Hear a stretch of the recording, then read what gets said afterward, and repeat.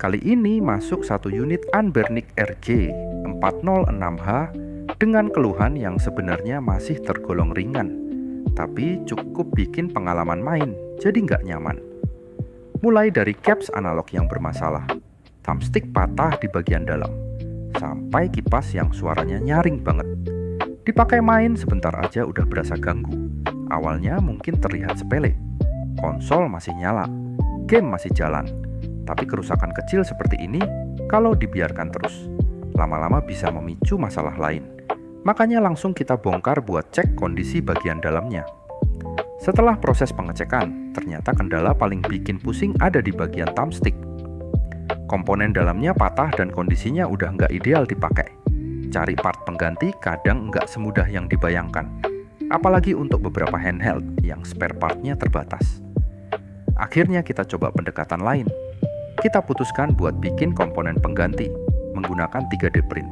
Tapi prosesnya jelas nggak langsung berhasil. Beberapa kali harus trial error, revisi ukuran, cetak ulang, pasang, bongkar lagi. Tes respons ternyata kurang presisi. Ulang lagi dari awal. Karena di perbaikan seperti ini, beda setengah milimeter aja kadang bisa bikin analog terasa berat, longgar, atau malah nggak berfungsi normal. Jadi memang butuh kesabaran. Setelah beberapa percobaan, akhirnya dapat ukuran yang pas. Thumbstick bisa dipakai normal lagi, respons lebih nyaman, dan fungsi kembali sebagaimana mestinya.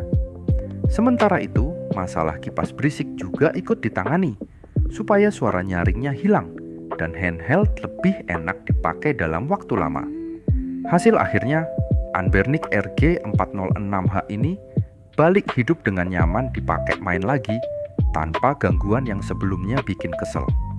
Kadang servis bukan cuma soal ganti part baru, tapi juga soal cari solusi kreatif ketika spare part sulit ditemukan.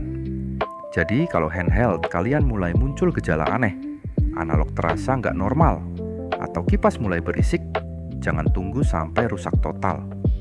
Penanganan lebih awal biasanya bikin proses perbaikan lebih mudah dan peluang selamat perangkat jauh lebih besar.